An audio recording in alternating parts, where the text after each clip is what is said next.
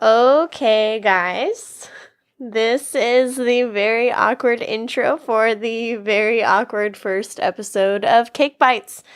I know I've been talking about it for a long time. I can't really believe that I'm finally putting something on the internet that everyone else can listen to. But I'm really excited. Just keep in mind that I am traveling to events and talking to these fantastic people for likely the first time, probing them about intimate details, about their history, about the jobs that they've done, games that they've worked on, hobbies that they have, and likely in the middle of some sort of event in which they have been invited to come and speak at, and I am poaching part of their time. So thank you to everyone that has sat and spoken to me so far. But my first guest is somebody that I've talked a lot about on social media. If you have been following me for the last couple months since I started production on the show, Patrick Scott Patterson. He normally goes by Scott or PSP, kind of whatever I feel like calling him at the time. But Scott's been a great friend of the show. He was one of the first people that I reached out to when I was forming Cake Bites in my mind, which is kind of weird to say because I still feel like it's forming. But he's played a critical role in really how Cake Bites has developed over the course of the last 6 months or so. But I just wanted to bring him on to talk about the importance of preservation in regards to video game history, which is kind of a serious sounding name for something that's not normally so serious. But I just felt like it was a good introduction to the show and kind of how I sit and talk to people, and maybe we'll get into the history, but I've got a lot of really interesting people that have interesting stories, and I'm excited to share them with you. So first up, like I said, is Patrick Scott Patterson.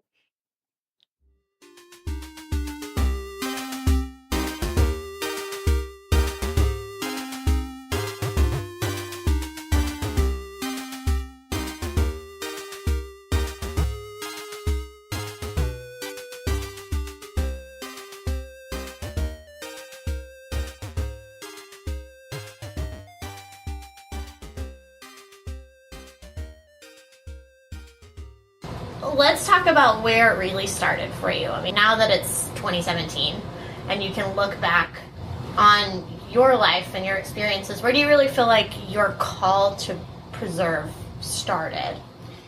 I wouldn't even say it started with a call to preserve as well, as much as it started as kind of an interest into wanting to know more about that sort of thing. And I mean, the first game I ever played and instantly got hooked on was Pac-Man.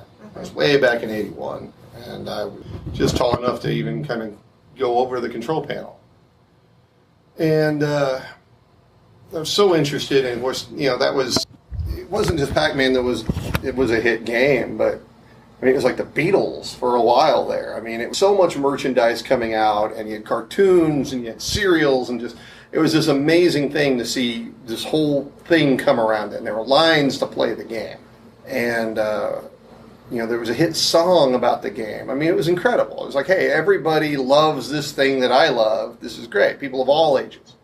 And how old were you? I'm sorry. Well, when that started, I was 6, 7 years old, 6, 7, 8 years old, because Pac-Man had long legs. But I was just shy of 6 when I first played it. Okay. Having no idea that this was going to become this big thing. But I remember the interest started a little bit, I want to say it was in '83. I had dropped my tokens on the floor. That's tragic, right? Because I only had so many. I had to make them last. And so I went to go get one that kind of rolled behind the machine. And on the back of the Pac-Man machine, I saw, manufactured by Midway, Franklin Park, Illinois. Wow, okay. Here's a city and a state of the people who put this game out in the street. This is interesting. So I asked some questions, and I don't remember what they were to my parents, but they're like, oh yeah, how do I find their address? And they're like, I don't know, we could call the operator. Back then we didn't have cell phones. Long distance was a thing. So I called the operator, and she couldn't give me the address, she gave me the phone number. Back then, long distance cost extra money. I didn't care. I called them up and I asked them questions. They told me about, new games that were starting to come out, and somebody there got my address and was nice enough to send me an envelope full of some flyers and some stuff like that, and some games that were new, some that were about to come out, and that was kind of cool because it was the first time I was really kind of getting an insight. So we're somewhere in mid to late '84. We went up to the arcade. It was called the Electric Cowboy Casino, and it was closed.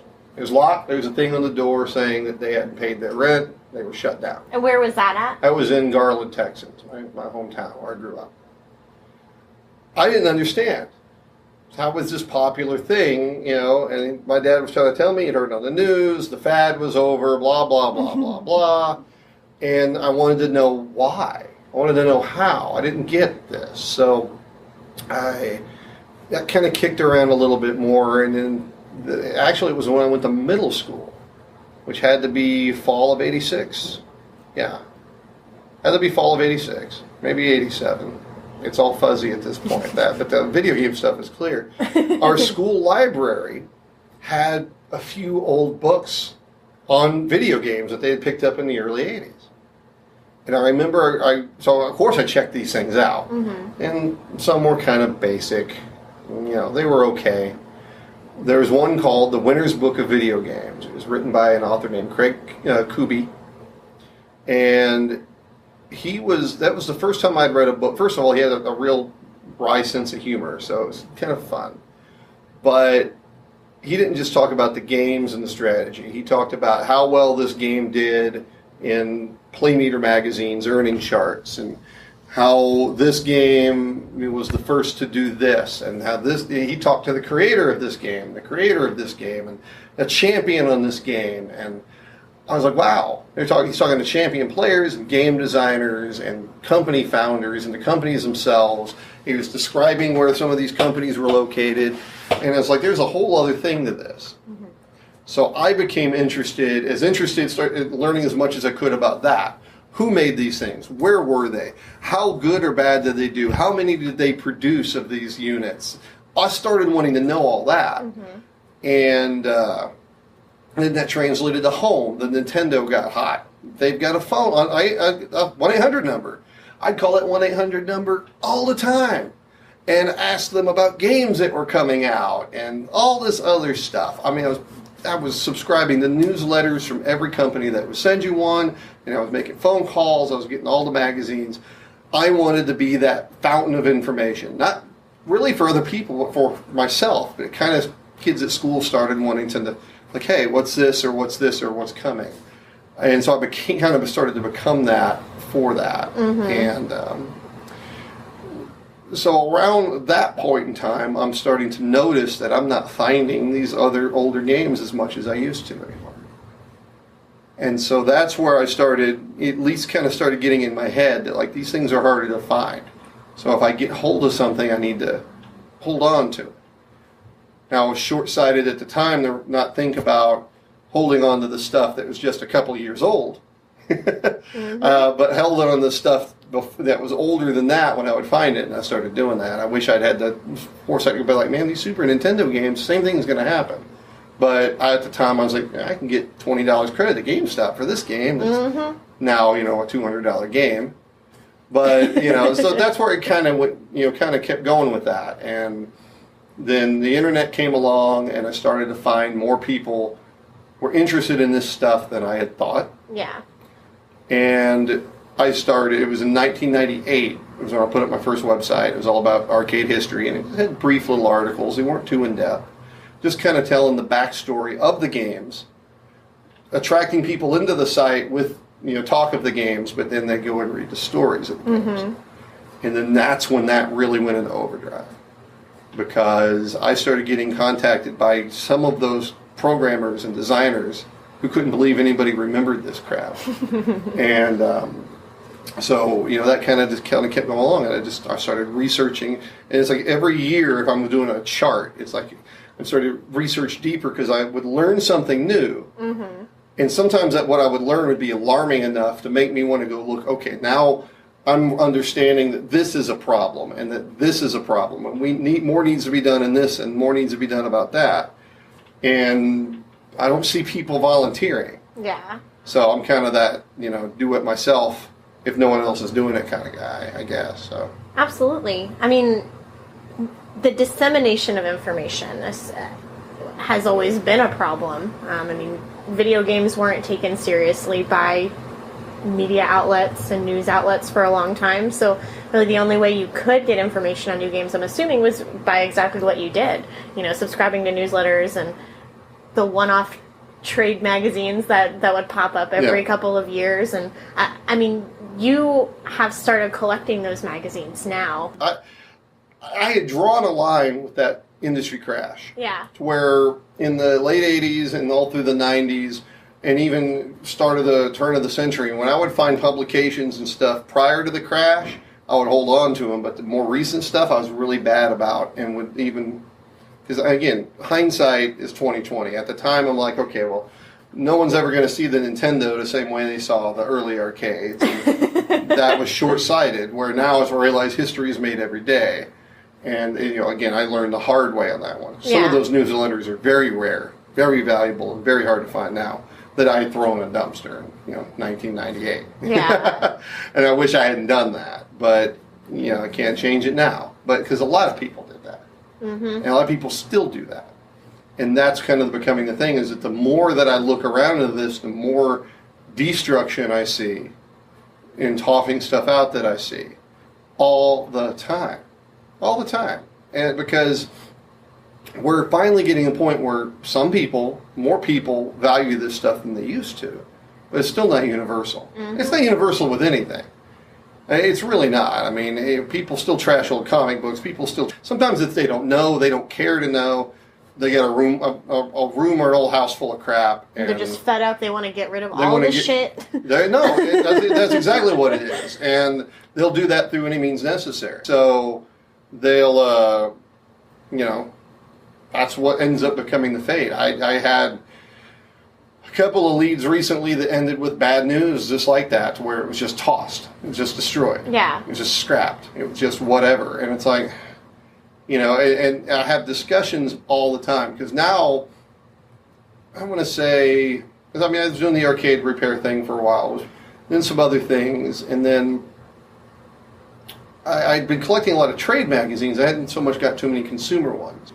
And I want to say it was early 2015. A new game shop had opened up in town. I wanted to go check it out. And, well, actually before that, I'm going to actually backtrack slightly. So it was late 2014, and I got a call from an old friend in high school that I knew in high school. And he worked for the city of Garland. And he worked for the waterworks. And so he'd go around and check the meters and check the hydrants and all that sort of thing each day, and the trash pickup would always be, a block away from them. They kind of would go on a thing. So he walked, and up by the curb are all these comic book boxes. So he's like, someone's throwing out a bunch of comic books. I want to look at this. They're actually old video game boxes, all pre-crash. Oh my gosh. Atari and Television, ColecoVision, and I mean, most of them were mint. Like the actual boxes? The boxes, the cartridges that had come in. And he asked the woman in strike, she was like, I've just thrown them out. My late husband, he died in like the late 80s. These were his. I'm cleaning this stuff out and getting out of here. And he didn't know what to do with them, so he contacted me. And then some of them were boxes for some of the rarest games on any of those consoles. Wow. Based on the price tags and stuff, it looks like her late husband had driven around during the crash and was buying as many of these games on super clearance as he could. Opening them carefully folding the boxes and carefully putting in. Apparently all the games and stuff were long gone. And collectors from all over the world complete their collections from that. And literally that was moments. That was a block away from being destroyed. That stuff was almost thrown out. 613 boxes. And they were almost thrown out. That close. So with that in my mind, and I'm kind of not processing it the way I need to yet. So early 2015, I'll walk into this local game store that just opened up, and they had opened up partially, but they had games and they had comics. They bought a massive comic collection. They had a bunch of old video game magazines. They priced them at a couple bucks a piece. A lot of them were worth a lot more than a couple bucks a piece, and I didn't have any of them. I mean, I'm coming out with just boxes of them. And it's almost like by fate. Like, okay, well, I just got a whole bunch of these, and I'm looking through them, and I'm relearning things or seeing things for the first time that makes me go, how is this not known about more? Why is this not a bigger deal? Or this is different than what I hear online or whatever. So I was like, all right, I'm going to kind of listen on this, thinking about the boxes, and then I stumbled across this. Maybe this is fate. Yeah. I need to start really expanding, instead of doing this one small thing, let me expand this into this bigger thing. And everyone's like, well, you do game stuff. You want to do games and games and games. And I'm still at that point going, I'm looking online. There's enough people that are doing the games. There's enough people doing that sort of thing. Let me just focus on the publications and the media and that sort of thing, right? Mm-hmm. Well, I was wrong again there too. So that started with me kind of poking around and asking people. And I found this guy who knew a guy who buys old abandoned storage units out in California. Mm-hmm. He's like, I think he has some of that stuff. So he referred me to him, and he didn't have magazines and stuff, but he had games. And he had 3DO games, he had stuff like that, and made a pretty good deal. I knew some of the 3DO games in there were kind of rare.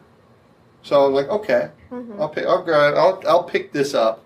I don't know what I'll do with it. Maybe I'll resell it, maybe this or that. I didn't know what I was going to do with it. But I couldn't pass it up for the price. Yeah. And found development copy games in that lot. And one of them was for a Japanese RPG that was ported over. And for people who don't know what development copies of games are, what exactly does that mean? Well, usually something that it was pre-production. Sometimes it was internal. It was an unfinished build. Sometimes they were advanced copies that would be sent to the press, which sometimes would vary from the final. Sometimes they'd be identical, but they would have different things on them. This particular one had a thing on the back saying 3DO University, developer trainer copy. I could find nothing online. I went to 3DO collector groups who were all like, we don't know. I had just had some email conversations with Trip Hawkins, the founder of EA and the founder of the 3DO company, mm-hmm. going, I'll just ask Trip, I guess, right? I have the ability to do that. And he informed me of what it was and how rare of a bird this was. And that was kind of this amazing thing because it's like, I had to go to the founder of it to even find out what it was. And he didn't understand how it even got out of there or how it, that's amazing. Like, take care of that. He said that. Take care of that. Take care of that. It's like, okay. So this is still kind of in my thing, right? Mm-hmm. And then there's a thing going on at my kids' school. And, it's bring stuff. People bring stuff to donate, clean stuff out, recycle, all kinds of things like that. And some people have brought video games. So I'm like, well, what are you going to do with those? Well, they're probably just going to get scrapped. No. So, no, not revealing too much of what happened in there. That led to me going to a place that had just giant boxes of video game consoles and stuff that people were disposing of. They were going to get rid of them. They were going to go away. I bought them. I was like, no. I bought them all. Like, no. And he lined them all up on the sidewalk, took a picture saying all of these were about to be destroyed. And I started looking into that more, and I started finding that that's actually a lot more prevalent in the modern day than I had realized. That a lot of consumers are still just throwing this stuff out because I started going around more and getting just near misses. I started doing something I hadn't done in years, start going to thrift stores again, start going to yard sales again, looking for games, and I kept getting talked about how, we threw that stuff out, or we got rid of that, or I would find some more stuff. And so it just kind of kept building. Then I met a veteran developer through a friend, mm-hmm. and he was told, they were telling him about what I was doing, and he's like, I've got all kinds of stuff in the attic. You're welcome to. It's this old work stuff to me. I'm not nostalgic. And I'm sitting there thinking, okay, I'll finally go by his place, and he has all these boxes, and it's some amazing stuff. And I'm like, are you sure? He's like, just take it. It's sat up there 20 years. It's gonna sit up there till I die, and my family, who's never cared about it, is probably gonna throw it out. So I'd rather you have it. And that's where I found unreleased prototype games. Oh, wow. 4 different builds of Akira for the Game Boy, which was considered a lost game. There hadn't even been a photograph of that version of the game. It never got finished and released. People thought it would never turn up. I turned it up. Well, some other games that nobody had ever heard of, and then some games that had come out. Wow. And so it's like now it's like, okay, now I'm more and more starting to get out. And I'm finding Nintendo games that have been forgotten in barns, and I'm finding, rare games sitting in junk piles that, in people's, garages and attics and stuff that they're just going to get rid of. And it all kind of started clicking more and more to where it's like, I kind of wish it had clicked fully sooner. Mm-hmm. Because it's like, man, this has been an epidemic for a while. This has been going on for a while. I was short-sighted enough to assume that most people, when they got tired of these things, were putting them in their attics or their garages or taking them to the Goodwill or whatever. No, the majority of them were and still are just throwing the stuff out. Some people don't believe me when I say it. Doesn't matter. It doesn't make it any less true. Mm-hmm. So I've shifted gears now into doing that. And especially if somebody's like, oh, we got this, we don't want it, we're moving, we're cleaning out, or whatever, and it's even the common stuff, it's keeping that stuff above ground from getting tossed out or getting turned into something stupid like a lamp.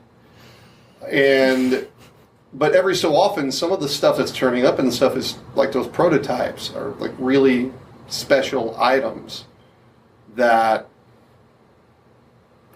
may have been lost forever if I hadn't managed to get hold of them. And you have people calling you now to tell you, hey, I've got this stuff that I think you'll appreciate. Yeah, sometimes. And, has anyone notable given you a call? Well, John Newcomer was one. Well, there you go. He was cleaning out some stuff, and he found a prototype marquee for a game called Power Up Baseball. It had never been released. They'd only made a few test copies, and it didn't test well enough, and he found it, and he's like, I want to give this to you. It's in better hands with you than it is with me.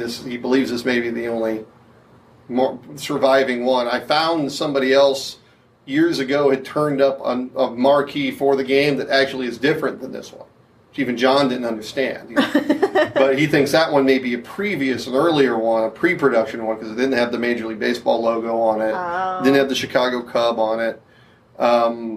So maybe that was like the original thing, and somehow that got out. What I got is one that was on one of the prototype marquees from like 5 or so machines that they had placed around Chicago. Mm-hmm. Didn't test very well. They said because this was at the time they had NBA Jam, NFL Blitz, that sort of stuff out. Let's go with baseball. Problem is, NFL, NBA, those are timed. Mm-hmm. And you can make that timer. Baseball, can't really do that without changing the rules too much.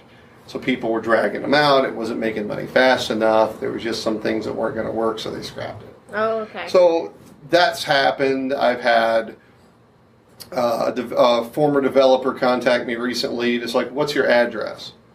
And I'm like, why? He's like, I found some stuff in the garage. Wow. I just want to send it to you because I'm just going to throw it out. And that's somebody who's actually making it. Well, and I opened it up, and the first thing in there I saw in there was a plaque from Playmeter magazine given to American Technos in 1991, an award for Best Dedicated Arcade Game of the Year given to the WWF WrestleFest game, mm-hmm. which was a favorite of mine. But nonetheless, that was the actual award plaque given to them by Playmeter. And somehow, when Technos shut down, somehow it came home with him.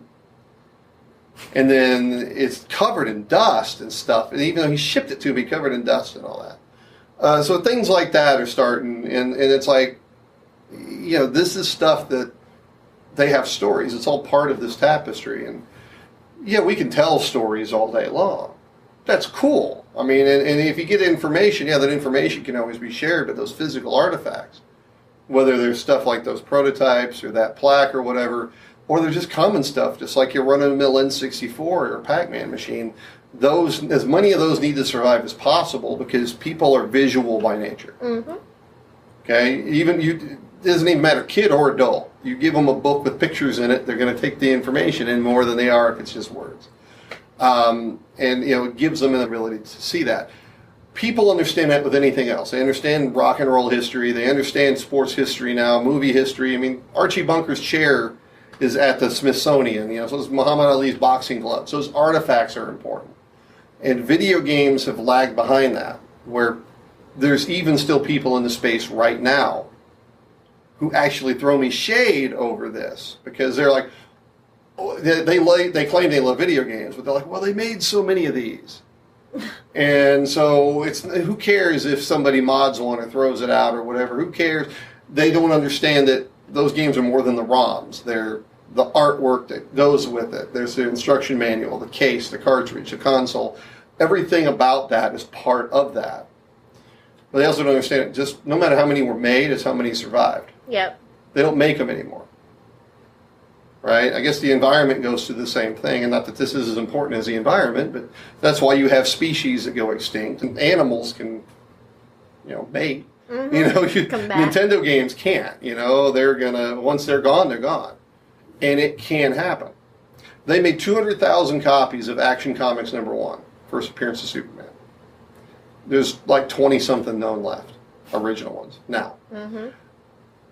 More recently, when I was a kid, you couldn't go down the street without the road being full of Volkswagen Beetles.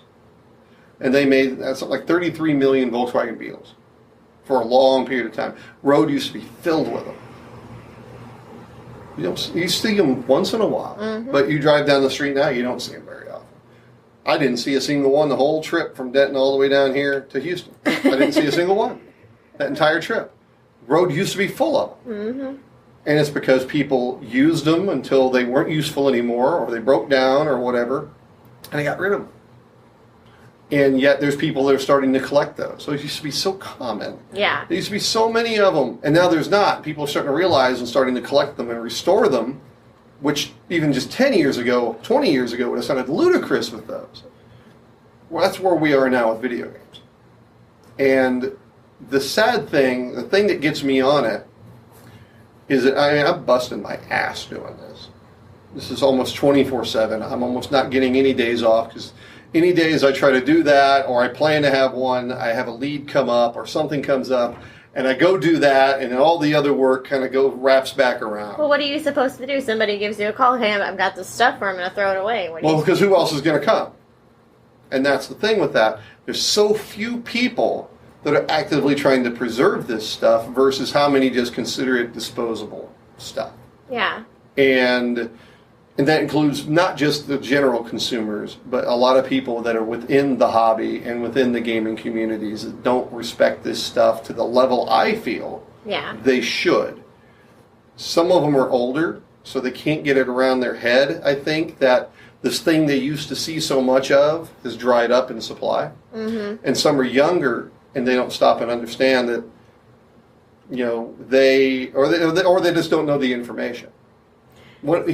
Here's an alarming one that I got. I talked with somebody a little while back who used to work for Funcoland as a higher-up. Mm-hmm. Of course, Funcoland is one of the many companies that got assimilated into GameStop. In the mid to late 90s, Funcoland was choking on Nintendo Entertainment System games. Nobody wanted to buy them. Nobody was interested in them. They had too many. They couldn't re-merchandise them to other outlets because they were used product. What do you think they did with them? You think they stuck them in a warehouse like at the end of Raiders of the Lost Ark? Nope. They destroyed them. They destroyed them. He was telling me straight up and down, rows and rows and rows and rows of shelves full of Nintendo product was destroyed. They couldn't sell it. They had to clear that warehouse space. They destroyed it. Wow. So a significant amount of it got destroyed just right there because Funcoland was so popular because people could take their old games there and trade them in for new stuff. Cool. And then, so where do you think a lot of that stuff went? And I already found out that their store policy at the time was if it came with the original boxing manual, was to throw out the boxing manual.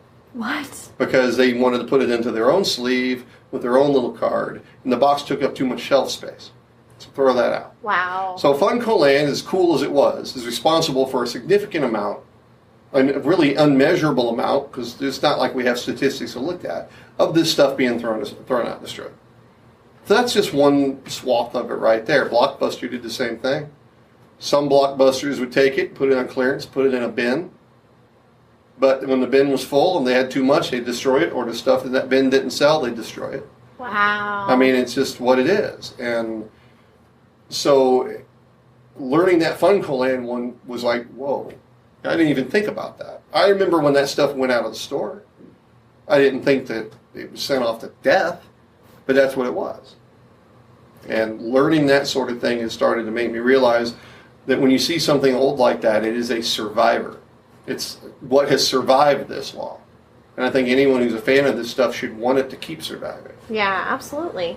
And we'll definitely come back to that. But I want to talk a little bit about the things that you've done in addition to, I mean, because it seems like a lot of your video game history, the preservation, has all kind of been a byproduct of your interest. But you were involved with the U.S. National Video Game Team, and we have actually never really talked about that at any great length. So I'm really interested to learn about how you got started working with them and what it has kind of turned into now. Well, it's an interesting, you say, working with, because it is a really interesting story.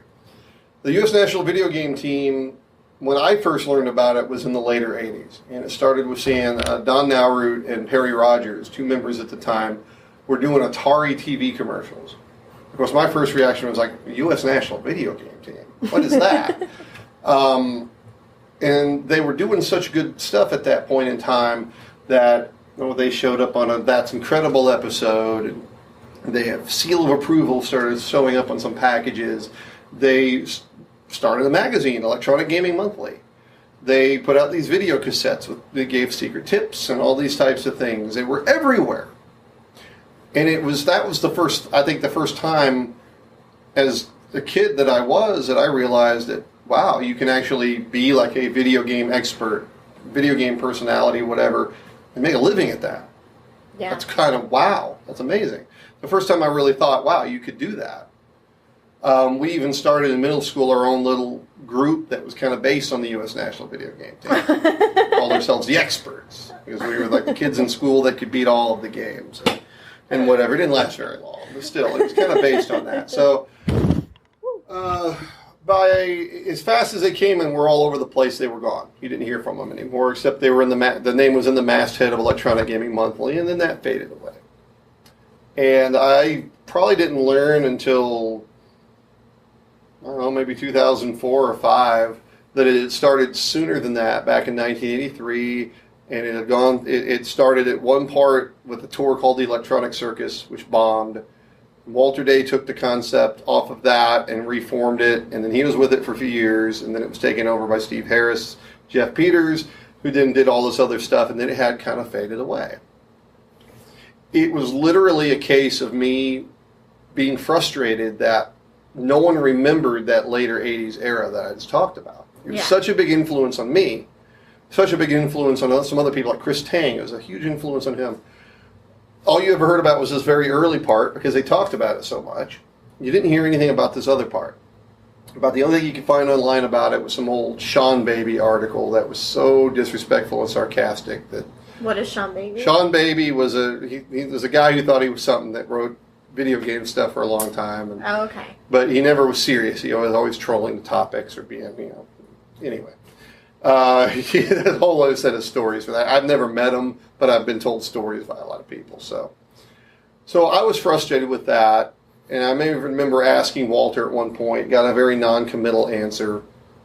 So go back a few years, and I was writing feature articles for G4 at Sci-Fi Games, okay, which is owned by NBC Universal, and I was reviving an old G4 TV show in written form called Icons.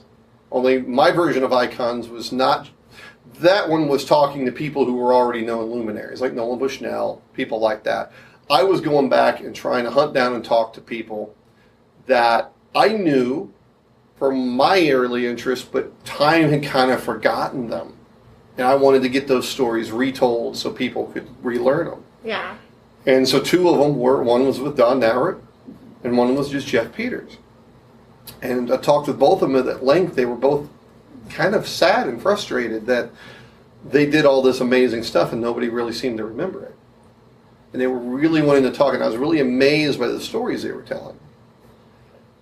So, and those articles did really well, which made me feel good, and they liked them. That made me feel good. And I was talking to my friend Tim McVeigh, who was one of the original members of the team, the subject matter for Man vs. Snake, that documentary film.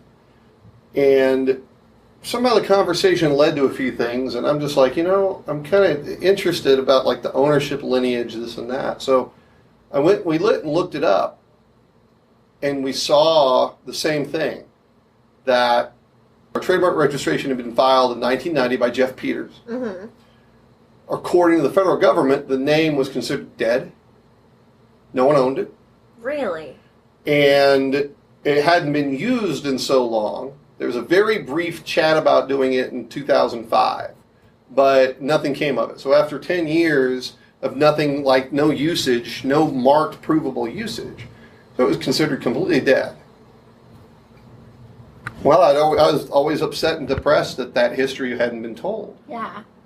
What better way to control that narrative and get that done than to just go get that trademark? Absolutely. So that's what we did.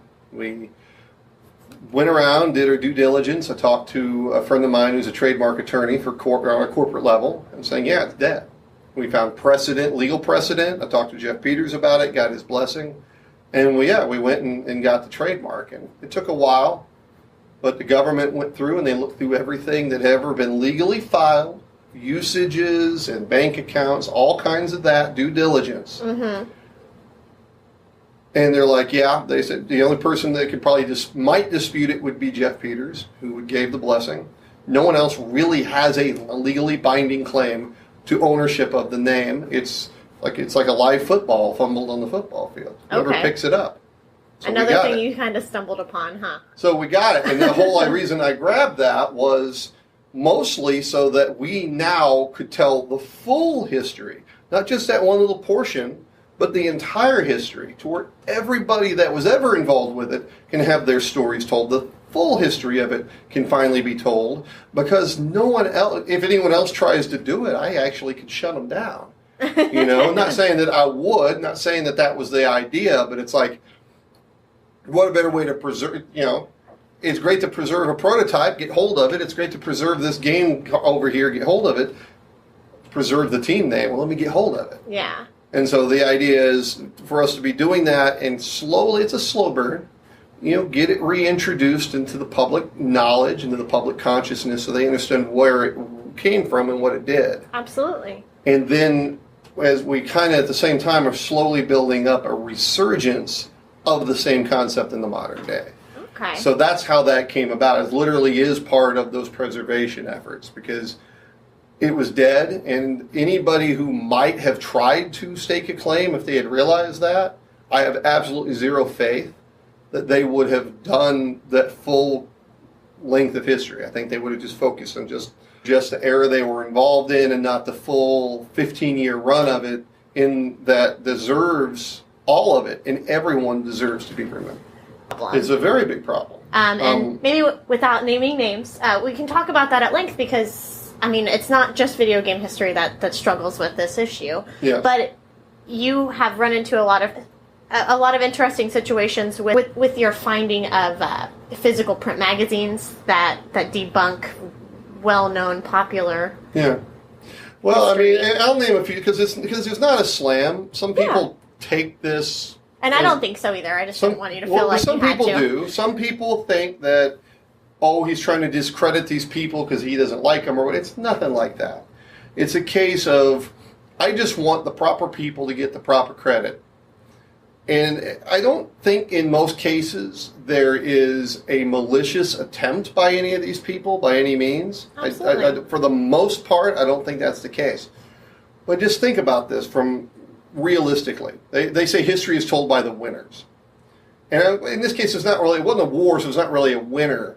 But it's a case of history is told by pretty much those who go unopposed, all right? And this is not a knock on him. I don't have a problem with Walter Day.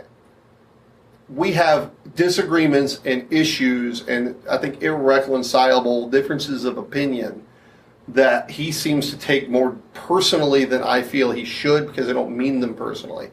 It's a case of where I believe he's trying to take credit, or at least letting other people give him credit for things that he didn't necessarily do, which is actually lessening the impact of what he really did accomplish. Because he has, his impact on the community is great. Yeah, but what he accomplished seems to be completely misunderstood, and there's people that are pushing to credit him with the creation of esports and organized competitive. No, not true. It's not even close to true. And I can back it up with a lot of documentation.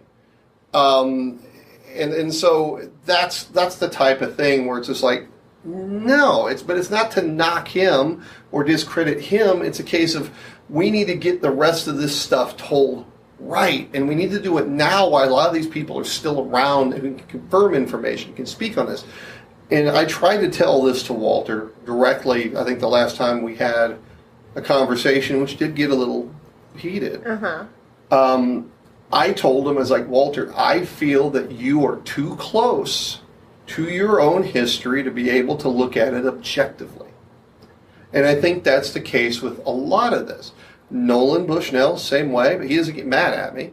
But it's the same way. Of course he's going to see his impact as being something different than other people will, because he's too close to it. He's involved in the fact. Yeah. He can't possibly be impartial about his own place in history because it was his.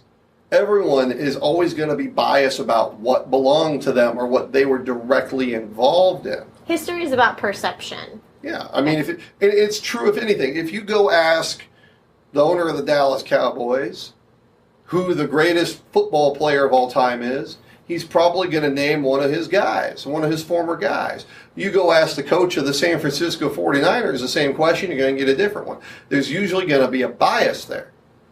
There's going to have to be. You see this with all kinds of things. So I think from my seat, I was far enough back. I was the kid consuming all of this stuff when it was new, that grew into the teenager that was not just consuming all of this stuff when new, but was still reflecting on where he came from and kept going up into the adult and, and into the father and all that stuff that's still consuming everything that's going on and reflecting and attaching it to everything I've seen along the way without being too close to any one of these particular things. Absolutely. I wasn't too close to, you talk to people that worked for Atari, and they're going to have opinions about Atari that may be different than what somebody that's back watching it. It's a case of, you put my hand up here, I'm not going to see as much detail as if I pull back. Yeah. It's too close to me. And that's where I feel Walter's flaw is, to be honest with you. Because there's things that he either lets people credit him for or he claims as he being the genesis of it.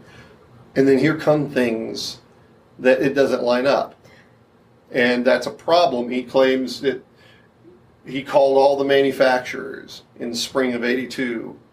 And all of them said that they didn't track, none of them tracked records, and two, they would all start referring people to him.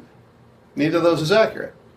Atari was tracking records on all of their arcade games up to 2 years prior to Walter doing it. And not every one of those manufacturers was referring to him. I've got people who have letters from Bally Midway and Williams Electronics well after that, in '82 and '83, from those companies that were declaring those people as holding records or being the champions or being the first accomplishings in those games. They never contacted Walter Day. And for people who maybe don't know who Walter Day is, because there's a good chance I didn't know who Walter Day was until we had really started working together. What does he do, and what is he known for? Well, he was the co-founder of Twin Galaxies. Again, piece of history that's important. He was not the founder. He was the co-founder of the Twin Galaxies arcade. It was a small Iowa town in the early 80s. He opened in late 81. And in the early 82, he thought it was interesting. He read a Time magazine article about a player named Steve Jurassic who had set a world record on Defender. And that caused someone in that town that wanted to go to use his arcade to break that record. And so when the kid did, Walter called it Williams Electronics, whoever he talked to on the phone said they didn't know if it was a world record or not because they didn't really track that. Okay. So he's like, okay, well, we're going to declare him that. And then he says he called all the other manufacturers and did the same thing and kind of just decided, well, I'll doing all this. So he was tracking high scores on video games during that whole peak of time and set up tournaments and was a go-to guy. And then he went away for a long time. He came back in the late 90s and originally seemed like he was kind of restarting this as a memory lane type of thing, but then revived it and turned it into a continuous thing.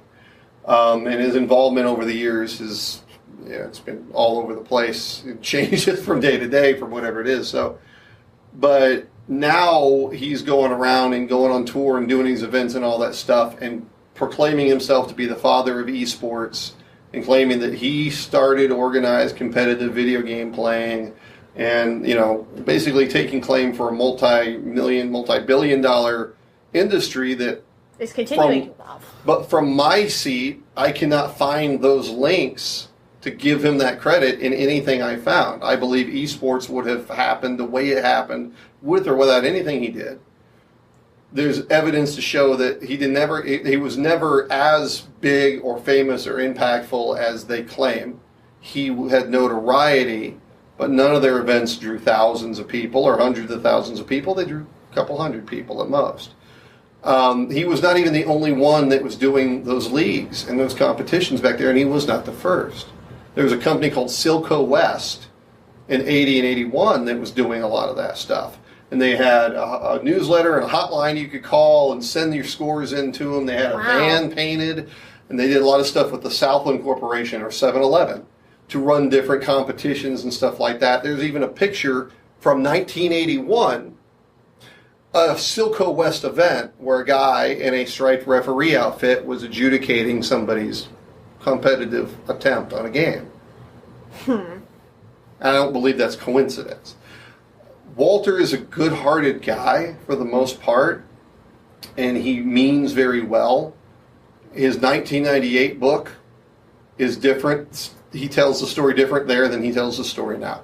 His 1998 book, he was honest enough to sit there and say that this was all a shot at getting publicity to his arcade, which there's nothing wrong with that. It's called a business. It's a business. It was a PR stunt. He calls some of these things angles and stunts and stuff like that because he's talking about how he's struggling with the arcade. Yeah. There's nothing wrong with that, but now it tries to make it sound like this benevolent, I created this for the players, and I did. No, you did not. It does not line up historically, factually, that doesn't line up. And that is the type of fight that, and it is a fight, because there's people that fight, push back, going, you're trying to discredit him, what do you have? I don't. I'm just trying to say that, because what I believe Walter created, and a few other historians believe the same thing, is that he gave players a lasting identity to a level that hadn't existed before. Before that, okay, somebody said, they played, Lonnie J. Cancien played Asteroids for, I think, 63 hours on a quarter and set a world record. It was a big deal for as long as Asteroids was popular. Then no one cared anymore. It wasn't a thing anymore. No one wanted to talk about this player anymore. No one wanted to talk about the accomplishment anymore. It was over. Eric Jenner and Aksu Han won. They were men's and women's tournaments for the Atari World Championships in 1981 on Centipede. It's a big deal. Eric Jenner especially was all over the press for over a year for that win. But as soon as Centipede started to fall out of favor, no one really cared anymore. Mm-hmm. What Walter did was created an ongoing thing where it's like, okay, this person is the recognized world record holder. It's kind of flawed in the sense that you had millions of people playing these games and dozens of some people sending in scores. So it's the highest submitted or highest known or whatever. But it gave those players an identity by like, okay, this is the world champion on this game, and this is their feat, and this is their score. And it would be ongoing. Whether the game was still popular or not was irrelevant because that data was still in there and anyone could go back and continue to challenge that sort of thing. And that is what he accomplished. I think it's a very important thing. I don't think that's the credit he gets for that because before that, they were forgotten accomplishments. his work ensured that they would not be forgotten accomplishments. Absolutely. He was pivotal in showing companies and the press that the players themselves could be marketable people, could be interesting people. That's what he accomplished from my perspective. And that's nothing to turn your nose at. No, but it's not what he gets touted as doing. He gets touted as creating, a completely different thing. What he did in esports, there's a very, very thick wall between what the two of them even are, and one doesn't go with the other one. Well, and I feel like that runs the risk of all of those other voices being completely silenced. The chance for us to really get an idea of what the scene was on early esports. People that should be credited for the creation of an industry that is continuing to evolve and won't stop continuing to evolve. Those people are essentially forgotten now. Yes. And that's where the problem comes in. Yeah. Because when you start getting into that, or I could go on to Billy Mitchell and the fact that there's things he's credited with doing first or holding for X amount of time that it's actually just doesn't check out. He got the Donkey Kong Jr. world record in 1982. And according to movies and according to all this stuff, he held it for 20-something years. Not true. Twin Galaxies recognized not one, not two, not three, but 4 different scores higher than his in the successive months and months after he originally had his score published. They were published in magazines. And then those scores disappeared when the Twin Galaxies had scores in the Guinness books in the 80s. Where, by the way, Billy was one of the people who sent the scores into Guinness. I'm not saying anything. I think there's questions that could be asked there, though. And then the database was lost, and when they started rebuilding it in the late 90s and early 2000s, they were going through these books and magazines. They went through those books and magazines, but those scores still didn't make it in. So it's not a case of, he's trying to discredit Billy.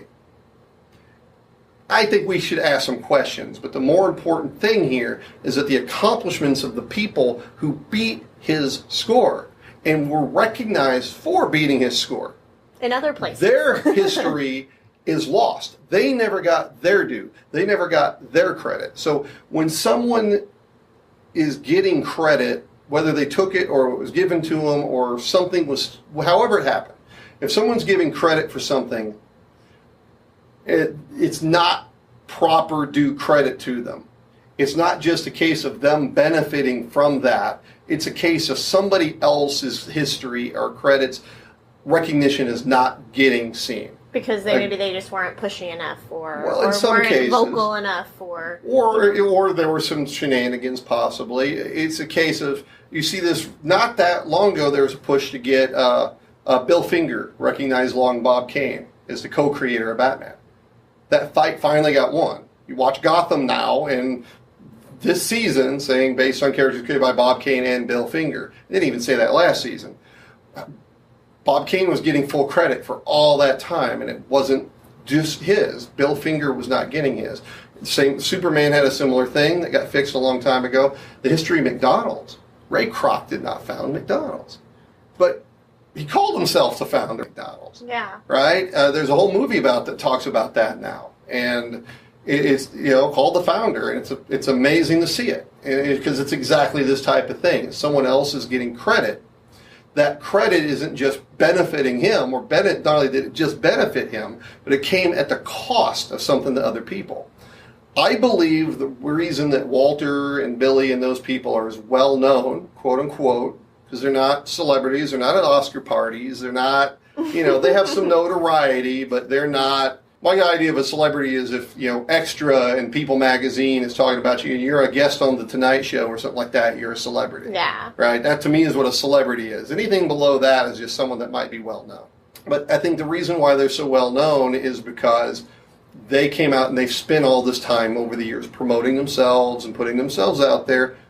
Again, I have nothing. I'd be the last person in the world that should complain about something like that. But I think that's why they're known. It's kind of a squeaky wheel. Where someone like Ross and Stovall, who was in the Tonight Show chair in the mid-'80s, by the way, as a guest, as a kid. He was the first syndicated video game reviewer in American history. Really? And he did it when he was a child. He was 10 years old when he started. And he was in all these newspapers, and he was on That's Incredible. He was on CBS this morning. He was on The Tonight Show with Johnny Carson in the guest chair with Ed McMahon sitting on his one side, getting interviewed by Johnny Carson. Walter and Billy and those guys never did that. And yet, I could go down to the event downstairs right now, and I could ask everybody in that room who Rawson Stovall is, and I might get a couple people that do. You could ask me, and I would tell you until this moment I'd never heard that name before. And the reason why Rawson isn't as well known is because, early mid-90s or so, he went off to college, and he just kind of pulled back. He should be as well known as anybody. That's an amazing thing he did. Bill Kunkel and Arnie Katz and Joyce Worley, the founders of Electronic Games Magazine, should have freaking statues up in their name at every video game reviewer and website's offices. They were the first that saw video games as something important enough to have its own publication in the United States. Absolutely. They're not as well known as they should be. They're just not. There is something to be said for outgoing and promotional things. Nolan Bushnell's a hero of mine, but Ted Dabney was the co-founder with him. Nolan is the guy that's as well known because Nolan is Nolan. Nolan is boisterous and proud and walks into the room, and if you don't notice him, he's going to make sure you do. And, he's at alpha. You're going to see him. But he doesn't deserve all the credit just because of that. That's why. Yeah. So that's where I think it is. So it's where I think it's important for people like me to make sure people like Rawson Stovall or Eric Jenner or Steve Jurassic are as celebrated as anyone else, because Absolutely. What they accomplished was very tangible, but it got forgotten. Because here's the thing with the internet. The internet's still not that old. The internet is not the whole of human information. The internet is the whole of what humans have put into it. For now. Some stuff people just haven't put into it yet. Some stuff people put the wrong stuff into it, and it proliferated, and it turned into something bigger than what it should have ever been. Or like what happened with you. You started your first website on video game history in the 90s, and it's gone. Yeah. Well, I actually do still have copies of it. But the point being is that, sometimes that stuff can go away, and the hard copy stuff will last forever. But then people are throwing away the hard copy stuff. Yeah, so that's the other problem. Well, that's the other problem cycle. with it. Well, because we're about to have an epidemic with that sort of thing right now.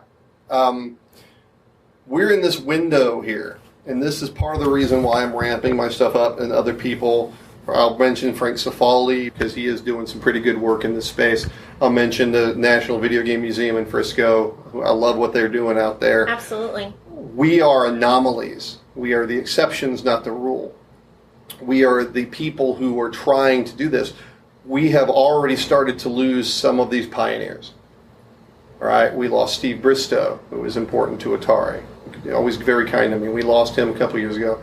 We lost Ralph Baer, the father of the consumer side of the industry. He's gone. We lost him. We lost Doug Smith, the creator of Lode Runner, one of my favorite games ever, in a game that had the edit mode. That edit mode actually influenced people to go into game design. It was one of the first games to ever do that. And we lost him as I was actually trying to set up a feature interview with him. Wow. And I got the email letting me know he passed. We have lost people like that. We've lost several people associated with Nintendo. And we've got a lot of guys that they're not young springtime anymore. They're getting up there a little bit. And it's time for us to start thinking about this sort of thing. We're at a point right now where we still have a lot of these pioneers here that can give us information and give us that sort of thing. But even more importantly is what happens to their stuff? What happens to the things they've held on to when they go? That's the other concern. Because if they have notes, they have even just something as simple as sketches or production notes or anything can be a gigantic missing link, and they might have it sitting in a file in a box in an attic, and they don't even know it's there. And so there's that concern as well, is what's going to start happening to this sort of stuff. We're going to start losing our pioneers. We're going to have more casualties of that sort of stuff, because sometimes the people who handle estates and that sort of thing don't know or care what they got. Yep. And anything can happen at any time as well. Ted Dabney had a house fire a couple years ago. He doesn't have anything left. His own words to me, all his old stuff from the early days of Atari that was in his house is gone. Wow. It's lost. We were down here where Hurricane Harvey, plowed in. and there's people that lost stuff down here, rare stuff. There's been raging fires out in California, around Silicon Valley, around where a lot of these companies started, and I guarantee there's stuff that we don't know about yet lost. And while obviously that pales in importance to the importance of the human life and of lives affected, of course, I'm obviously not putting those in the same plane. Some of that stuff is, I guarantee, is gone. It's That's lost. the stuff that you end up coming across by chance in the future, you know? Well, let's say that 3DO University disc, how it got out of there and ended up in the hands of someone who left it in the storage unit, and a guy that bought the storage unit, and then it ended up in my hands, and then I was able to identify what it was. It's like a whole chain of events. We're lucky that turned up. Yeah. That guy could have looked at it, he could have chunked it out, or somebody else could have bought that unit and didn't value it, or someone else could have bought that off of them and thought, what is this? And stuck it on a vendor table at something and chucked the piece of paper out or whatever. That's by happenstance. Those prototypes that were in that attic, the Akira prototypes, right? A game that it was like one of the long lost things. There were people that couldn't believe it. And that was a great moment, by the way, because I actually was Facebook Living. Because I did. I had all this stuff laid out in my living room, and I was Facebook Living because I didn't know what was in these boxes. Yeah. So I was at home and I was doing Facebook Live. Let's see what's in these things, and people were tuning in. And one of the guys tuning in is a big anime fan. And so I was pulling out prototypes, and I'm starting to identify them. And one of them was labeled Akira. And this guy was in the chat was like, Scott, stop. What does that say? It says Akira. Plug it in. Put it in something. So I went and got a Game Boy that I had sitting nearby. Yeah. And came and plugged it in there, and he freaked out. Like, there it is, live. This turned up. The title screen comes up. We started. He's like, oh my God. So we got multiple other Game Boy prototypes that are unmarked, and 3 more of them were Akira. And finally the guy's just rubbing his hand across the keyboard in reaction. He can't, he can't believe that. Not one, but 4 builds of that turned up unexpectedly, and we discovered live what they were. Oh my God. That is like, oh my God. But I know, every time I get a high on this and I get excited about this, I come to realize that there's that much more of it that none of us are getting to. Because people don't know what we're doing yet. We haven't got to that stuff yet. And that's still a continuous issue right now, where we sit. If you could recommend something for people to do, if they come across something they think could be rare, they have a box in their attic, or what can people just do to aid in what you're doing? Well, I mean, there's the selfish answer and there's the bigger answer. Well, because, like I mentioned, Frank Cifaldi. I wouldn't say we get along. I think we both have the same kind of idea. I think we have slightly different philosophies. I feel like he wants to be the lead dog. And to me, I think I want to be seen as a peer. I don't want to be seen as a lead dog. So it's one of those things where it's like, I'd like, if someone finds something like that, for them to give me an email or a phone call. But from my seat, while I would like to be the person that has the honor of getting something like that and preserving it and taking care of it, as long as somebody that is going to do that with it gets hold of it, I'm good. I'd prefer it to be me for selfish reasons in a way, because I love this, and obviously I'm trying to build up what I want to be as a giant outlet for a point of reference. It's the best thing I can describe it. You remember that show Chuck? Yeah. I loved that show. One of my favorite shows ever. I'm trying to build like the Intersect for video games. That's what I want to do that with. And the National Video Game Museum has a little bit of a different philosophy than me on that. Frank's philosophy is a little bit different as well, and he focuses a little bit more on one thing than I do on some things. But if he gets something that I don't, I'm not going to get mad over it. Maybe the other way around. But like a good relationship with the National Video Game Museum with that, where Absolutely. I couldn't take on Billy Joe Kane's arcade games. I could have. Billy came to me, and I could have said, I'll take them. I don't have... They would have sat in a storage unit for who knows how long. Yeah. Right? So I referred him over to the National Video Game Museum, where I would have liked them. The better place for them to go for what he wants them to be seen for, experienced for, was there. Absolutely. I'm not sure everybody would do it that way, but that's the way it works out. So it's part of it is just having these discussions and stuff too, or looking around, or asking questions. A lot of it's just awareness or a lack of it. Even with common stuff, like I just recently found out about a place that had destroyed a fairly uncommon old arcade game 6 months ago. Wow. They found out about what I do 5 months ago. So if they'd already known, I'd have got that phone call. That would have been rescued. Instead, they scrapped it. They put it out for the trash guys to come take all off. So what are we going to do? Yeah, right? It's gone. Exactly. It's done. What's done is done on that. And that's kind of a big part of that, is just getting that awareness and letting people know that there are these types of things, especially if people used to work in the industry. I've got leads right now, so I'm not going to give specifics, but there's one where I know where a company had offices, and a lot of the people who used to work for that place in various roles still live sort of near it, and believe they have things. But they never thought about this before. Yeah. Right? This wasn't something they thought about this before. And it's getting past, I think, also the challenge, because go to any group, go to any YouTube, go to whatever, is people see the value in some of these things, they'll see the monetary value. Yeah. Which, hey, I love it. I found a big stash of Super Nintendo stuff yesterday that I got for $30. Books out at 600 something. Yeah. That's fun. I'm not going to lie. That's fun. That's great. That's fantastic. But even the games that don't have high book value still have a value. They have a historic value. So maybe Bases Loaded for the NES is only worth $3 or $4 monetarily to someone that was a favorite game, or that was an important game. That's childhood memories. That's Christmas. To me, that particular game was afternoons with my best childhood friend, and we were actually, since the game didn't track stats, they didn't do that at the time, it was handwriting stats and keeping track and figuring out tricks and sharing them with each other and stuff like that. That's what that was. Hang on, I got a sneeze coming out here. Okay. Almost. Okay.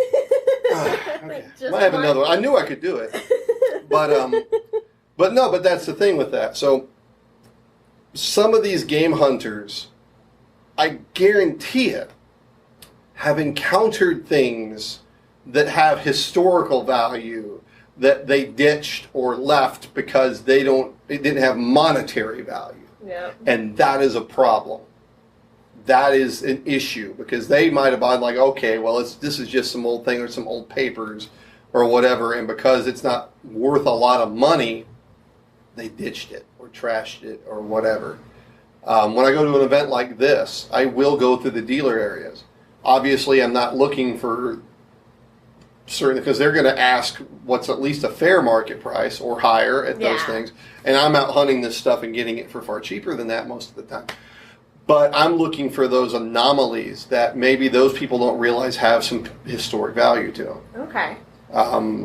There was one, I wish I'd bought them. I don't know why I didn't, to be honest with you. I guess because that was in 2011, and I wasn't thinking about it this year. There's a guy had old Midway concept sketches of cabinet art and stuff like that. He was selling at a table, all bagged, and they weren't cheap, but they weren't super expensive, right? And like, he saw some monetary value. That's tremendous historical value. If something like that was down here today, I'd have bought all of them. I'm still going to go through there and take a look and make sure that I'm not missing something that somebody doesn't understand has that bigger tangible value. And a lot of this is those old books and stuff like that, because maybe that old book from 1982 on video games doesn't have a high price tag on Amazon or whatever. That information inside, though, might be a piece of information that is needed to continue research or to do new research or to give somebody or something the credit that they're not getting right now. Yeah. This interview, because this is our first episode, is the importance of recording the history and looking at history that you feel like may already be recorded. because of things like the power of baseball marquee, or when we sat with John Newcomer and Warren Davis, and they're talking about this game that they worked on, and them talking about building the models to create. Well, and they seem to think that it was a neat concept. Right. And it was. they talked about the great deal of passion. And guess what? There's not one scrap of information out there about it. There's not any physical artifacts that we know of. That there might be. Mm-hmm. So I don't know what depresses me more. To think that everything they did for that game has already been tossed out a long time ago. Or the idea that somebody is sitting on some stuff related to that game right now and they don't know that somebody is going to be interested in that, or they don't care, and then that's at risk. Because eventually they are going to clean out that attic, or they're going to have a house fire, or they're going to pass on and have an estate sale. I mean, like, that's a bunch of old papers. Or just the models that John Newcomer put together by hand and painted. No, that's what it is. Because absolutely. Yeah, because we don't.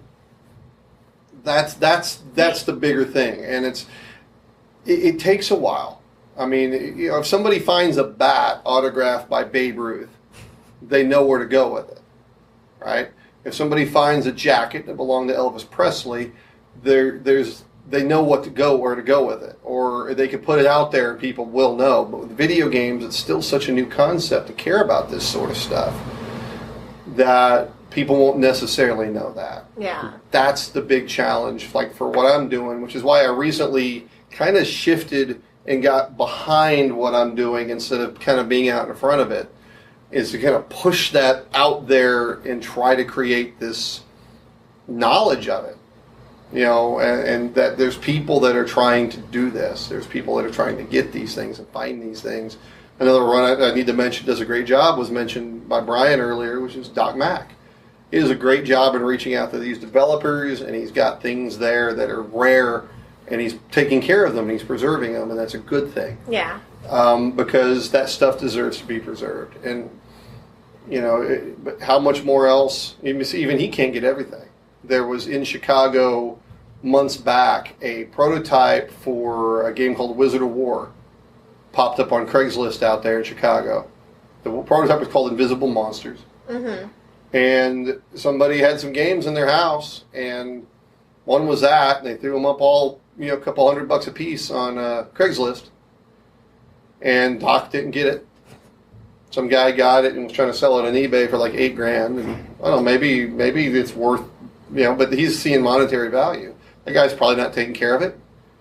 And, he's trying to flip it, which I don't care if someone does that with a copy of Mario Kart or something like that, because, that deserves to be preserved, but there's plenty of it out there. I don't think that the history of that game is going to ever be fully lost. The supply will continue to dwindle, but something like that needs to be in the hands of somebody. And so whoever had that, I wish had contacted Doc. Or at least that was the closer guy. Again, for selfish reasons, I wish he'd contacted me. But I wish he'd contacted Doc or knew about what he was doing. Yeah. And that lack of awareness is there all the time. I live in a relatively small-ish town. And there's people all over that town that don't know what I'm doing. There's plenty that do. There's lots that don't. There was a stash of GameCube and N64 stuff less than a mile away. According to Google Maps, it was 0.9 miles from my front door. Earlier this year, and they got thrown out when they were cleaning out this place. Got thrown out. Yeah. They didn't know about me. They're less than a mile from me. They didn't know. And sometimes too, there's even the case of there's Paradigm Studios out in Farmers Branch, Texas. This was years and years and years ago, and they were a subsidiary of THQ, and they got their plug pulled one day. And they're like, here's a banker's box, fill it what you can, and get out. Mm-hmm. All that other stuff, promo stuff, Lord knows what else, was left in there. And the guy who's taking over that office space did happen to call me. In hindsight, I wish I'd gone back and forth until I got everything out of there. But I took as much as I could fit in my car, which wasn't much at the time. And that stuff was left behind. He saw no value. Wow. The people shut it down, pulled the plug, and just left it in there. Because to them it's a business. And I understand it needing to be a business. But, I mean, you got to take care of your own history. And you got to take care of that sort of thing. And then, there's going to be some, too, that don't want to understand, though, too. I think it was John Hardy told you and me this story coming out of the restaurant out there. Yeah. And how he had found he actually just flat out dumpster dived because he found out that a bunch of stuff had just been thrown out from a game studio and found the disc that was a prototype build and it had a business card. He reached out to contact the guy and the guy was like, "I'm glad to know corporate espionage is alive and well. And thank you for letting me know. So we're just going to destroy everything before we throw it in there now." It's like, it's like, man, and just, so yeah, I'm hoping someday what'll happen, and even if it happens in bits and pieces, because I think it's going to start taking a quantum shift to happen, where a game studio or a website or something is going to, well, I can even cite one. I'm not going to name the website, and it's still not a dead deal, but I contacted one major video game website recently and talked with someone that's a friend of mine that works there. And she asked around, and turns out their policy is when they get review copies and press kits in, is once they're done reviewing the game, once the review is published, is to throw it out. Now, that might not seem like a big deal to some people. Who cares if this game that just came out 2 months ago has the thing thrown out? But in 20 years, they will. Super Mario Brothers was 2 months old at some point. Yeah, it was. But that's what it is. They threw it out. And this has happened. And I'm trying to convince them to be like, no. Like, let's calculate, like, let's get a box. I'll even send you the box. And when you get done with those, place them in the box. And when the box is full, I'll pay you to ship them to me. And I will preserve that stuff. Because some of those are going to vary from the final builds, or they're going to have materials that are never released to the public related to the game. Those deserve to be preserved. They're getting thrown out.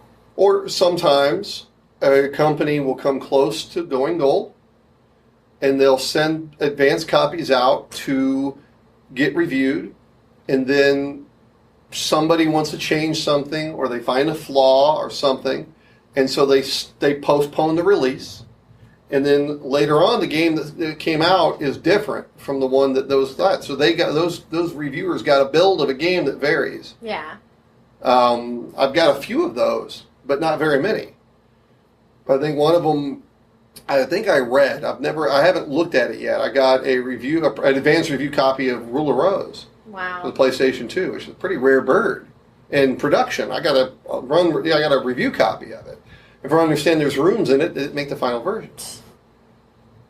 Somebody has pulled the code, which is great. I haven't really looked at what I got yet. I need to. But, and like you're saying, at some point in time, Super Mario Brothers was 2 months old. And aside to that, I mentioned the U.S. National Video Game Team had founded Electronic Gaming Monthly, which a lot of people don't realize. That's a pretty important contribution. And eventually that faded away, and eventually Steve Harris sold EGM to Ziff Davis Publishing.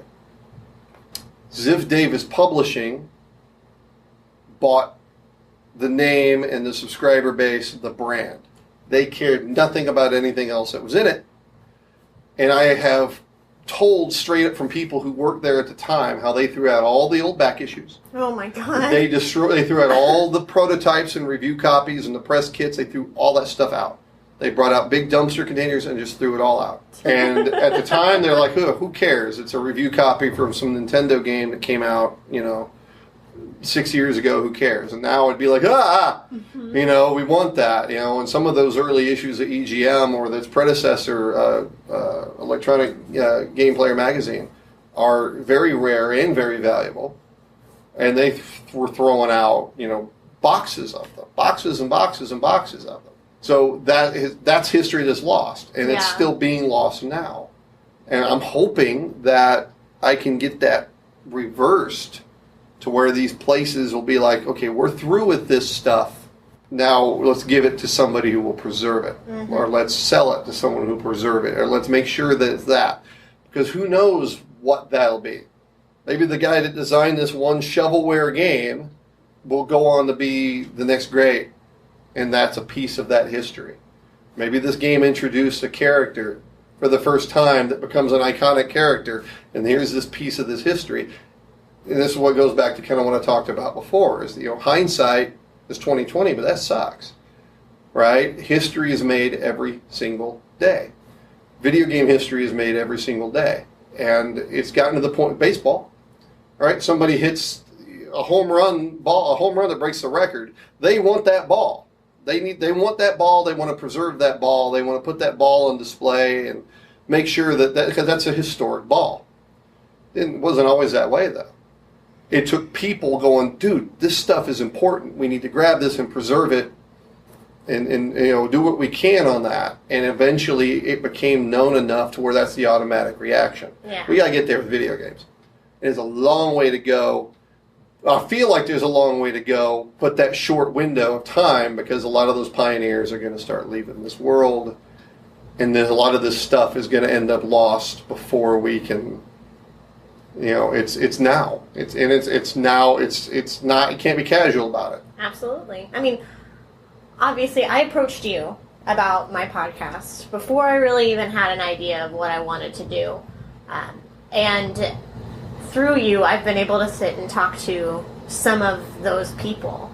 Maybe not the head of Atari, but the creators or the co-creators of iconic characters and iconic games and iconic periods in history. And then I get to talk to people like John Hardy at the National Video Game Museum, who started as a collector and now he's a curator. Well, that's the same thing that's happening to me. You unwittingly have become a curator for your archive. Yeah, it's just started accumulating so quick, and like I said, I mentioned before, people get hung up on monetary value. When I go out to a yard sale and I buy a big giant stack of N64 games for pennies on the dollar, I'm hoping to find those special things. I will resell a portion of that stuff to continue to self-fund what I'm doing. Maybe I'll do a 501c3 at some point. I'm still undecided on that. There's benefits and there's detriments. Absolutely. Kind of this Indiana Jones type on some of the places I'm going, I'm coming out just filthy. But sometimes I'm finding these special things. I'm looking for those special things that deserve to be archived. Those Akira prototypes, if I was just looking at monetary value, I sold them in two days. I still have them. I'm always going to have them, so I have anything to say about it. Those are archived. Those are not for sale at any price, period. Not going to be. Those are archived. That's a historically significant thing. It is not for sale. It is not for generating revenue. Kind of inadvertently made me, like a curator, or maybe more like what's the word I ended up picking recently? I don't even remember. I was trying to look for a word, a conservator. That's what jumped out on a cinnamon list, conservator. Because that's really more what it is, too. It's just trying to get people to, hey, this Super Nintendo's broken, so let me throw it out. I'm like, no. Even if it can't be fixed as is, its parts can go to repair others. Maybe two can become one, and at least that way you have one more survivor than you had if, otherwise. That sort of stuff. So that's kind of what came into it. That's why when that one guy in the panel was asking, like, are you going to do a book or this or that? And it's like the thing is that I'm kind of trying not to make a long-term, I'm doing this because I'm going to go there, because I don't know where this is going to steer me. Absolutely. John dealt with that same thing. John Hardy dealt with that same thing. Was not his original intent. It's not like he sat down one day. He's like, well, I'm going to start getting this stuff up because I want to do a museum someday, and this. It's not what his intent was. Absolutely. It just started to happen that way. And then eventually that did become his goal. And even then it didn't pan out the way I'm sure he imagined, I'm sure Frisco, Texas was not the first. No. And I know, because we actually talked about that. Yeah. That was my first question. And they'll hear, everybody who's listening will hear that in our interview. But my first question for John was, why is the National Video Game Museum in Frisco, Texas, of all places, And I mean, and that's pretty much his answer is, it just ended up working out that way. And Well, the older I've gotten, the more I've kind of figured out that that's kind of the way you need to go about it anyway. Yeah. I think, and I'm going to wax philosophical on this a minute, inside and outside of video gaming, is I think that people are taught at a young age that you're supposed to have this grand plan. Okay, at this age you do this, and at this great age you do this, and at this age you do this, and then that turns into this, and then you do this, and then this is what you do until you turn 65, and then this. The world does not give it to you that way. No. You can plan that all day long. So I think where a lot of people get in trouble in life is they like, okay, here's my plan. Here's what I'm going to do for the next 50 years. And maybe their passion for something dwindles out. Mm-hmm. Maybe their passion for something else comes along later in life. Maybe what they're skilled at gets phased out. Maybe they can be on the cutting edge of something that hasn't started yet. You know, maybe there's a constant thing of self-discovery. There's this constant flow of that, and if you don't, kind of listen to it and go with it. Yeah. Because, I think what helps me is I grew up with parents that were like that. In different ways. My dad was you do this and do this, and you do this and do this and do this and do this, because that's what you're supposed to do. Yeah. And you don't take these risks. He could have gone and played semi-pro ball. He could have gone and started his own business or gone in to start, and he always would pass out because it wasn't the safe path. He didn't want to risk losing what he had because he thought this is what you're supposed to do. You wake up, you go to work every day, you earn a living, you make the house payment, you make the car payment, you do this and this and this. You stick X into retirement, and it'll be there when you die, and you can live off of it, which is not true anymore anyway. He ended up losing everything anyway. Through no fault of his own. Yeah. But he ended up doing that anyway. So, and he didn't really chase anything. Yeah. He tried to determine how the world was going to work for him, and it didn't. My mom always wanted to do these different things. She wanted to write the great American novel. She wanted to do this and do that. And she would put her toe in the water, so to speak. And she'd start on it a little bit, but then she'd chicken out. And she would back off of it. Like, I'm going to write the great American novel. And then for a week and a half, she would just be flying away on the typewriter. And she would pull back. And then she wouldn't work on it again for 5 years. She never did finish it. Because she kept having this doubt of like, okay, well, maybe I need to go do this instead. And she didn't let life take her. Let's put it this way. We're sitting on a big giant ball of dirt. It's flying around a big old star. We have absolutely no control over that. Mm-hmm. Absolutely. We don't have any control over really what's going on down here. We have reasonable control. But I think that things come along, you keep learning, you keep listening, and you obviously you have an idea of where you're at. I'm at an age now, I know where my passion lies. I don't think I'm going to suddenly stop liking this video game stuff after 36 years of feeling like I do about it. But I don't want to sit here and say, okay, my destination is to have a physical spot that does this. Some of that's going to be determined by what my discoveries are. That's already, honestly, is that not how it's been? That's how it's been. No, because it's like, okay, I'm doing this. Okay, well, I found this big thing in magazines. Okay, well, let me do this. Okay, now I found prototypes and production things. And now I have some of this, and now I have paperwork. And so now it's like, And some of that's going to be, it's kind of steering its own way. Absolutely. Who knows, when I drive back from here tomorrow morning, I might stop somewhere and find something that completely shifts the narrative another direction. It could be anything. A guy like that is Terry and Dan Diebold, the people that found the Nintendo PlayStation prototype. Oh, yeah. We met him at Let's Play. I guarantee you he was not thinking, hey, someday I'm going to find this rare, legendary video game thing and...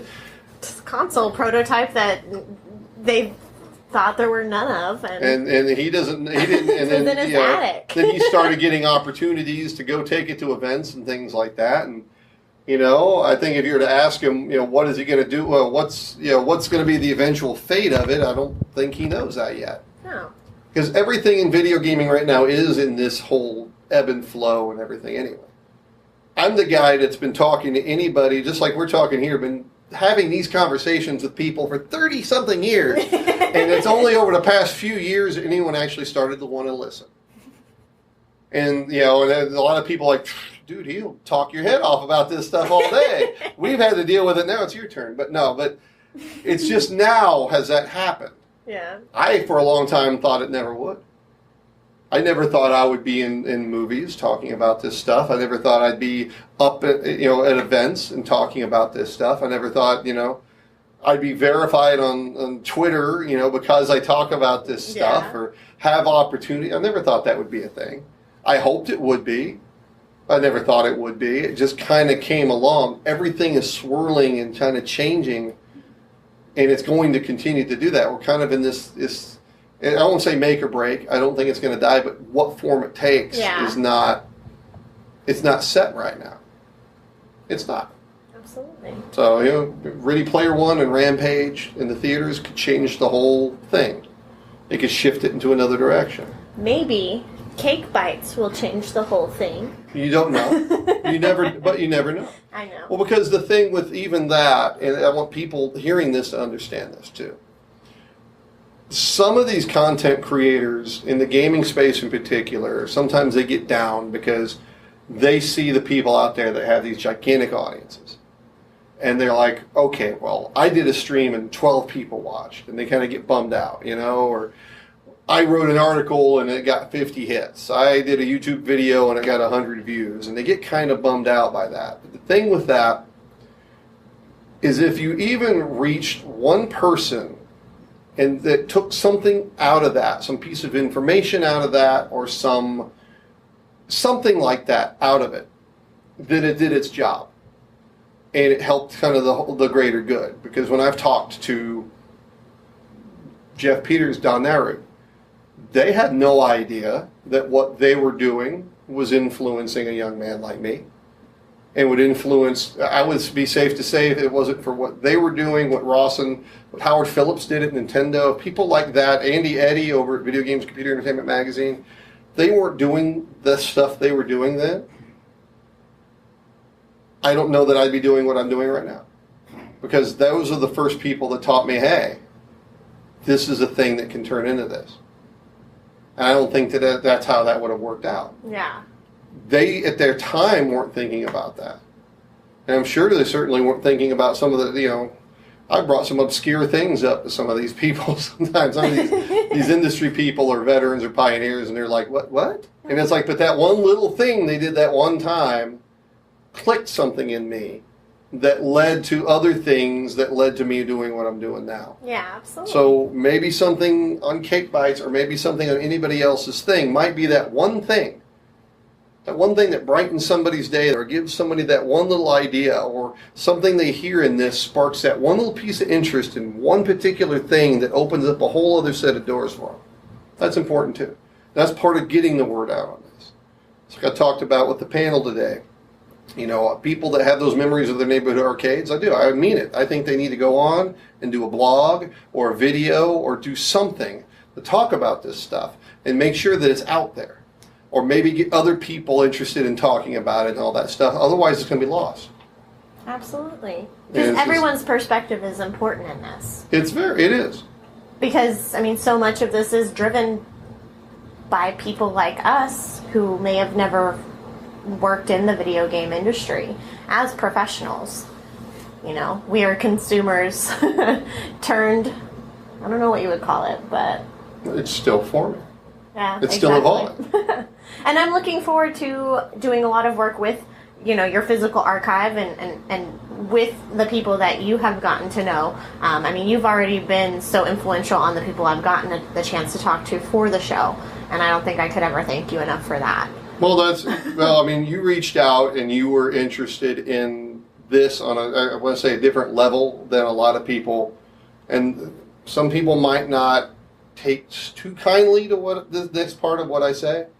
You got a lot of YouTubers and Twitchers and stuff like that out there who they're not interested so much in getting the facts or the whatever right. They're interested in like, well, that's an interesting piece of video game trivia. Well, let's make our next exciting in-your-face YouTube video about this because they want to get more subscribers, more hits, more ad revenue.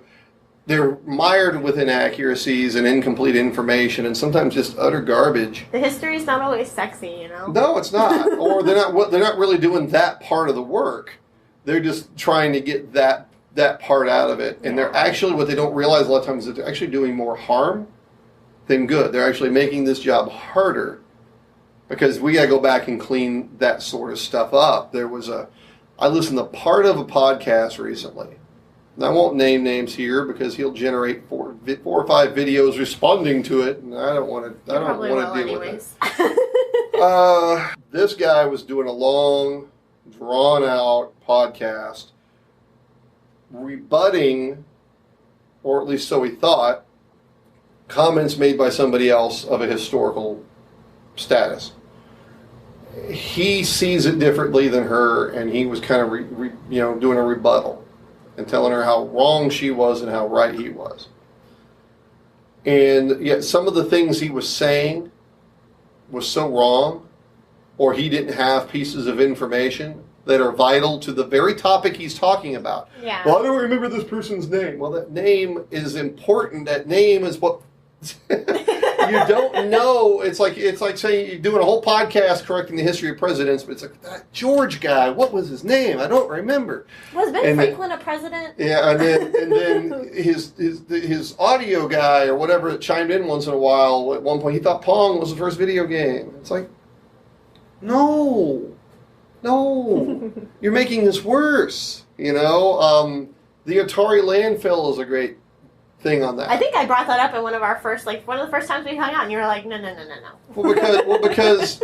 But when I search video game history, that is one of the most prominent events from the 80s that pops up. But see, that's the thing with that is, guys like me already knew that it happened. There were literally anyone could have done just a few hours of due diligence and found the actual newspaper articles that confirmed it.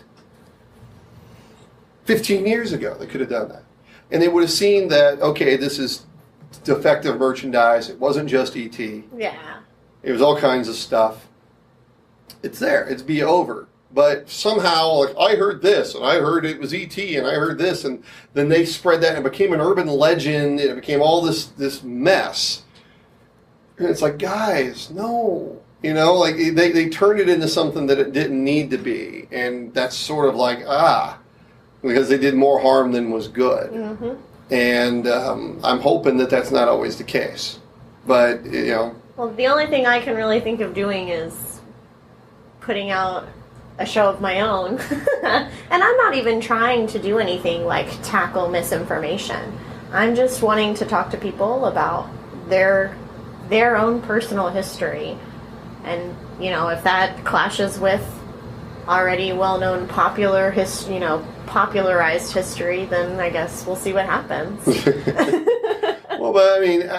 And sometimes too, with those creators, sometimes too, I've even run into things with those. I'll go ahead and say this because I think the point needs to be out there.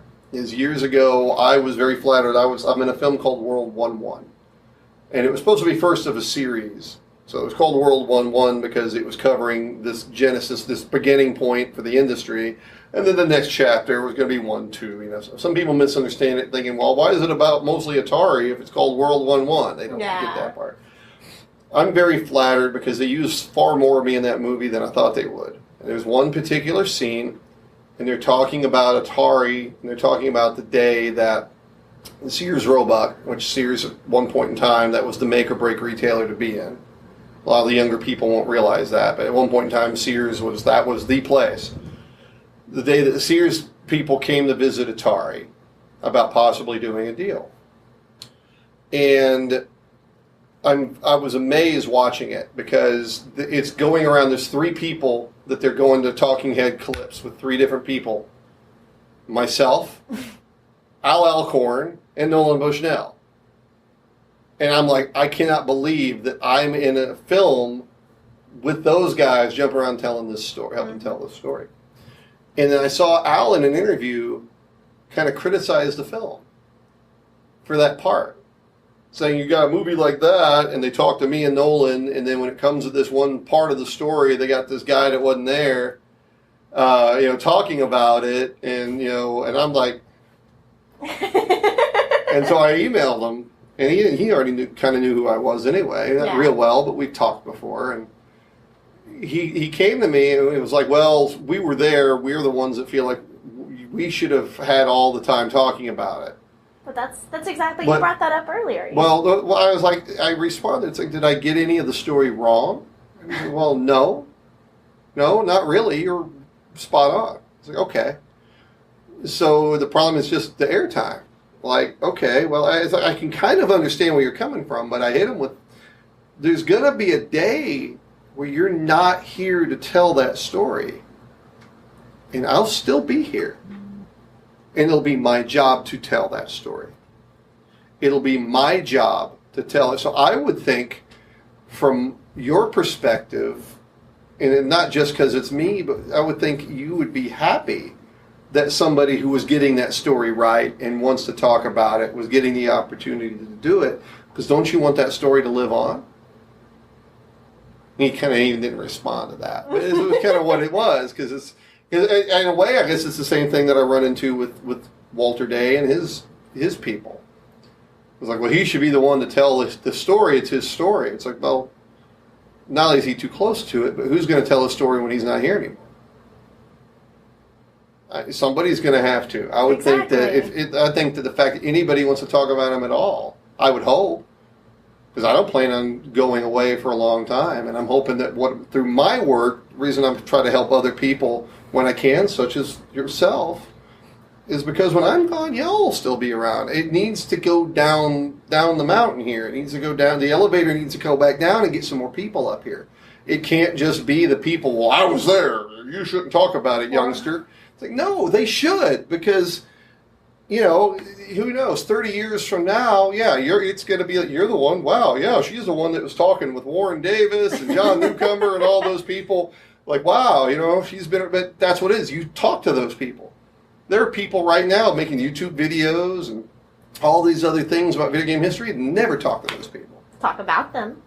Sometimes they don't even talk about them because they don't even know who they are. It's funny because that's I always start it with their name. If I tell people ask me about my podcast and I say, I'm talking to people who work in the industry.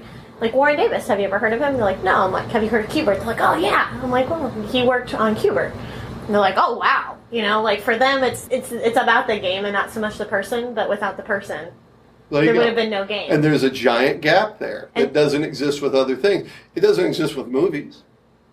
I mean, not everybody's going to know the producer or whatever. And some of that, though, too, is because of the way the industry was early on. Yeah. Because they didn't want to identify who designed their games because they were afraid that other companies would come pluck them away. It was very, very competitive. It's actually one of the things that led to the founding of Activision was you had Atari programmers that didn't feel they were getting enough of a cut, right? They're getting paid a salary, and then they produce a game that made millions of dollars for the company, where it's like, well, we should be getting a piece of that, right? Yeah. And they weren't getting their names. Like, no one knew who they were, right? So, and that was part of that problem with those early things, but I would think by now that had been corrected. And it has with certain games. Everyone knows Miyamoto. Everyone knows the games he worked on. Yep. But they should know, Toru Iwatani. He kind of created a little game called Pac-Man. It did pretty good. Kind of influenced a few things. They should know who Ed Logg was at Atari. They should know Warren. They should know John Newcomer. They should know these people. And it's unfortunate that they haven't, but I think part of it's because there hasn't been a real push to do that. And it would be a real shame if that became it'd be a real shame if it's like, I don't know, some artists and stuff where, they're not truly appreciated until after their time. That'd be a real shame. It'd be a damn shame. These guys are here now. I think my favorite part is talking to all of them, and they're all flattered that I would be interested. Like it's this very honest flattery. Like they're genuinely surprised that I care enough to interview them. Yeah.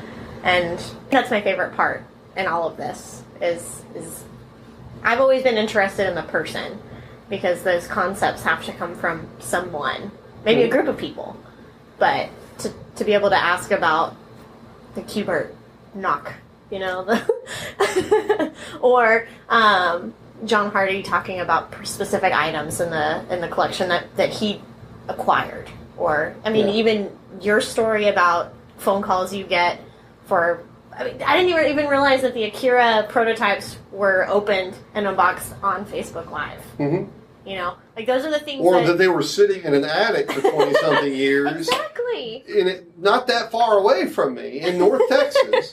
Exactly. Of all places. Yeah, and that people for the longest time had been like, there was a Game Boy version being worked on and nothing had ever surfaced. Not a picture, not a screenshot, nothing.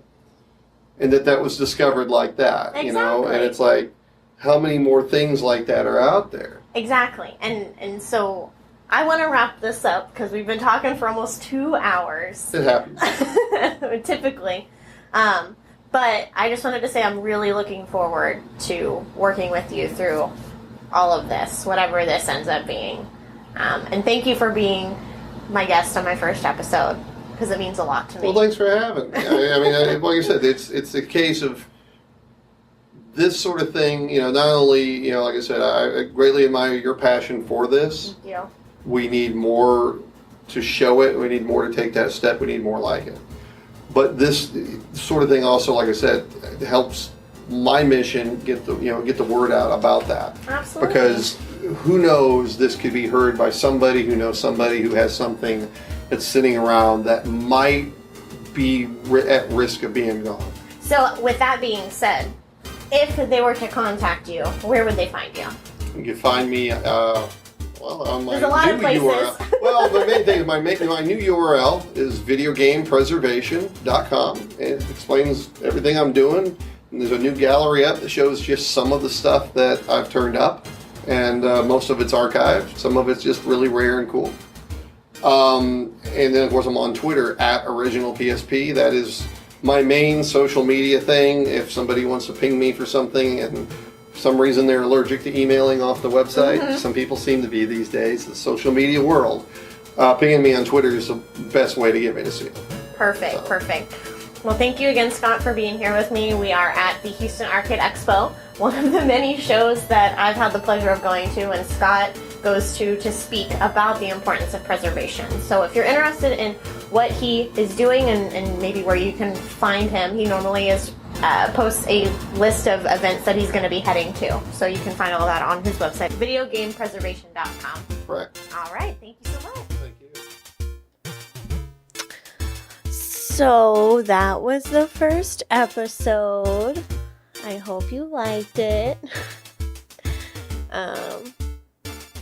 I'll be back next week, of course.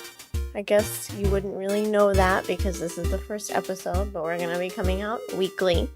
You can follow the show on everything, on Facebook, on Twitter, on Instagram, YouTube, LinkedIn. You could probably find me on LinkedIn pretty easily.